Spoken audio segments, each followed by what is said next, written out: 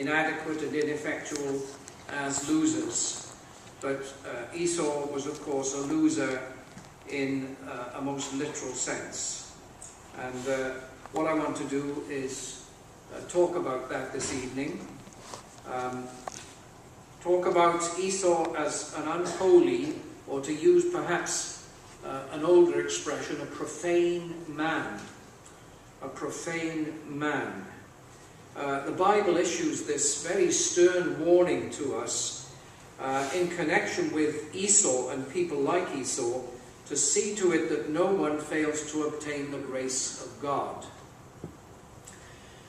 And when we look at the form of the verb there, when it says see to it, it's actually the same, from the same root as the word for bishop or overseer or elder, and it means watch out, keep a lookout, see to it that no one fails to obtain the grace of God. And the author is concerned that no root of bitterness springs up and causes trouble as a consequence of that careless attitude that was exemplified by Esau himself. And if you look at the record, we don't have time to do that this evening. I'll touch on one or two things. But you'll see that Esau actually caused a whole lot of trouble in his family. Now you might say, well, it wasn't his fault in the first place, because Jacob was a real twister and he did some bad things too. Okay. But when we look at the description we have of Esau, we see that here's a man who made his own decisions for his own reasons, and he reaped the consequences. So that's what we're going to be looking at. Esau as a profane person and the warning associated with that. Now, what is a profane person? The term is translated in our version as unholy. What is such a person? Well, that kind of person basically is a despiser of God. A profane person is a despiser of God. Somebody who couldn't care less about God and God's agenda. Somebody who is capable of defiling or desecrating what is holy. And that's what Esau was. And I have to say that on the whole, this applies especially to people who know God, or who have been in a godly environment, and they turn their back on God in the way that he did. So that's our subject. Esau, the despiser of God. Esau, who lost everything in the end. He didn't lose a few things, he lost everything. And I want to show that it might be possible to gain the whole world, and in the bargain, lose your own soul, as Scripture puts it. What shall it profit a man if he gains the whole world and loses his own soul? Whatever that world might consist of for you or me. I have three headings. I'll give them to you. Firstly, Esau, the lover of pleasure. Secondly, Esau, the despiser of God. And thirdly, Esau, the loser. So, Esau, the lover of pleasure, Esau, the despiser of God, and Esau, the loser. Let's come to the first of those, Esau, the lover of pleasure.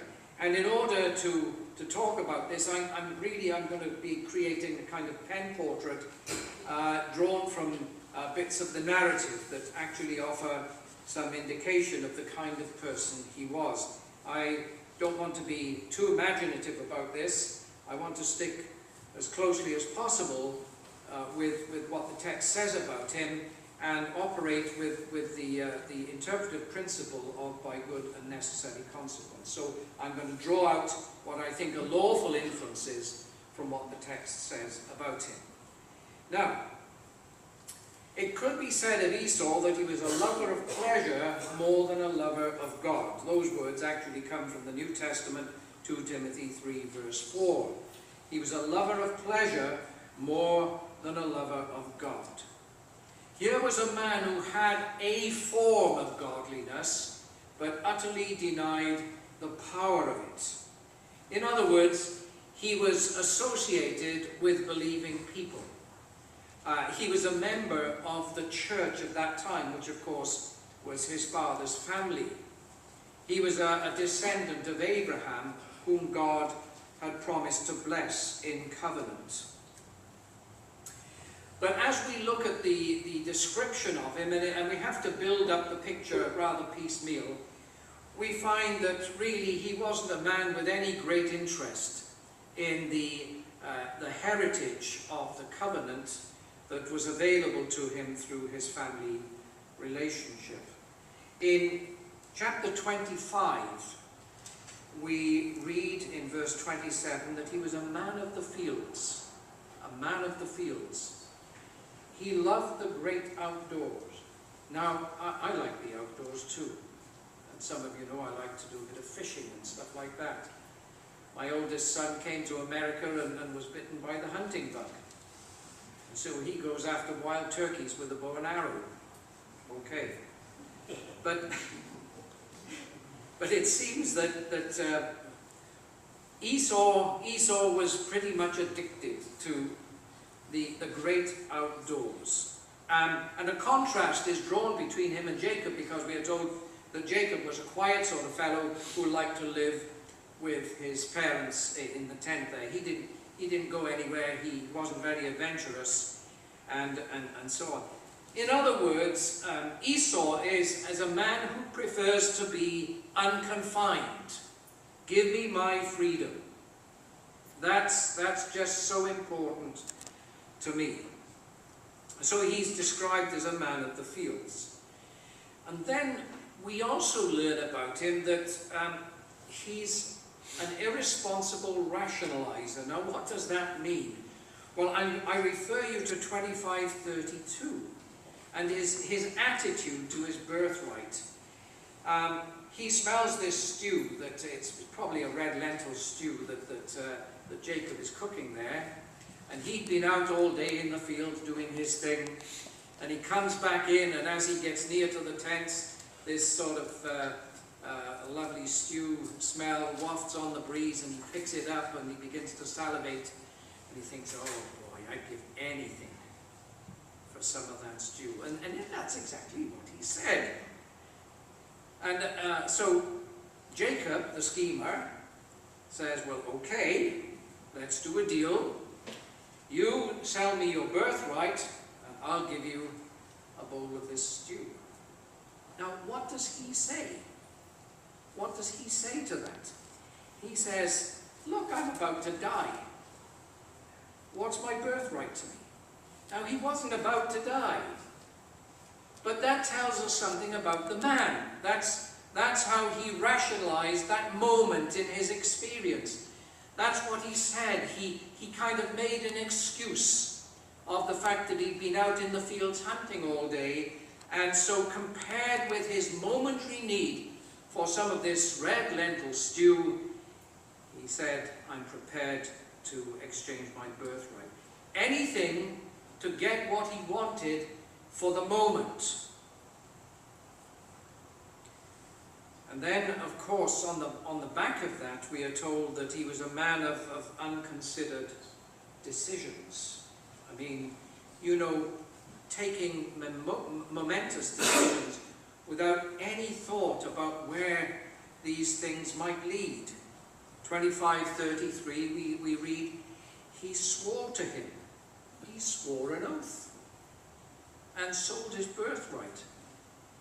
Now, it might be difficult for us to enter into the weightiness and the seriousness of these things, because that way of living and that way of dealing with things belongs to a bygone age. I guess 100 years ago these things would have been better appreciated than they are now.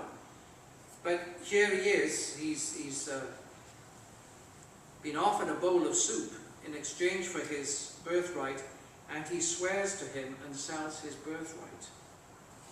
And so what we can deduce from this is that Esau is a man for the moment.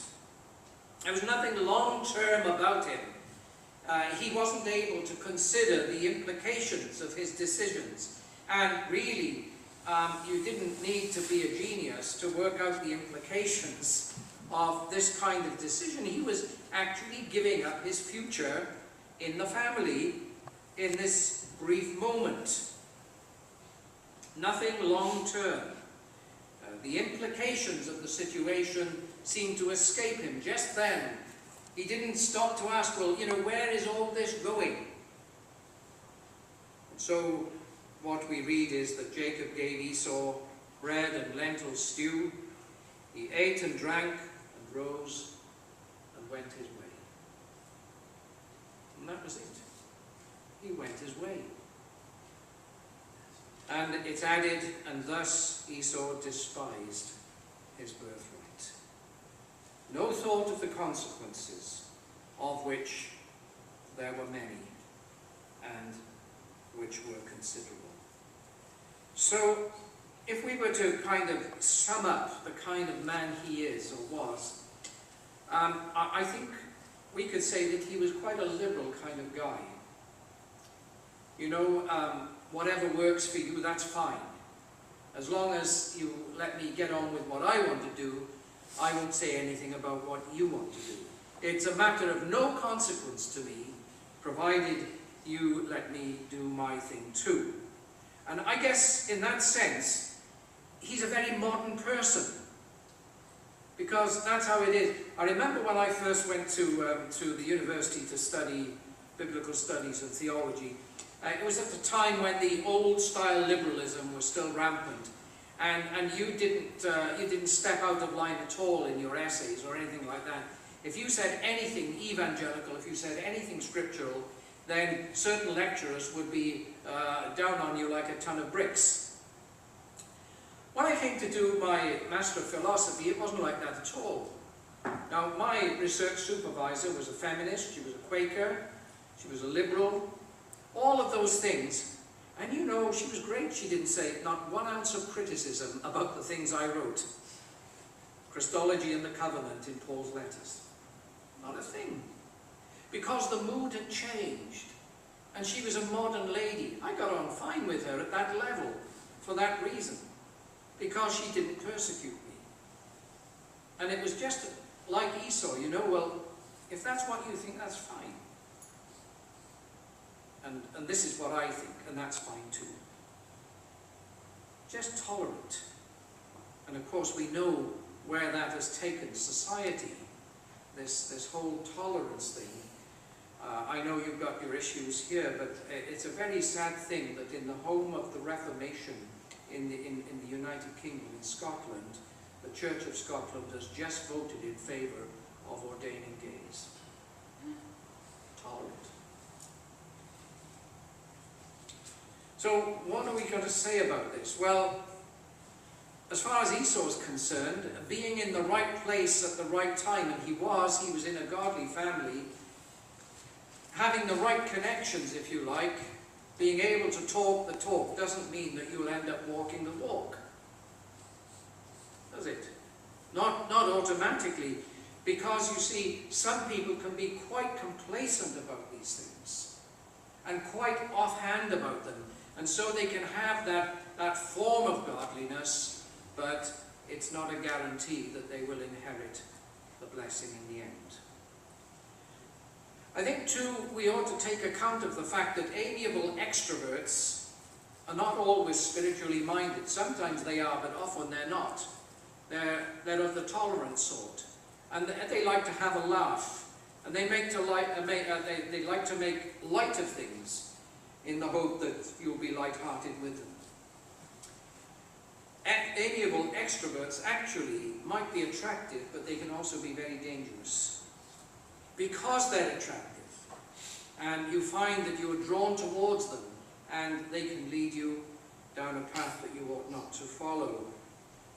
They are hedonists. You know what a hedonist is? A lover of pleasure. Somebody who thinks that is the goal in life. lovers of pleasure more than lovers of God. And that's why I brought that text in from Timothy right at the beginning. And these amiable extroverts like to live without restraint and without obligation. They like the privileges such as they are, they like the pleasures, they don't like the responsibilities. Such was Esau. So that's Esau, the lover of pleasure.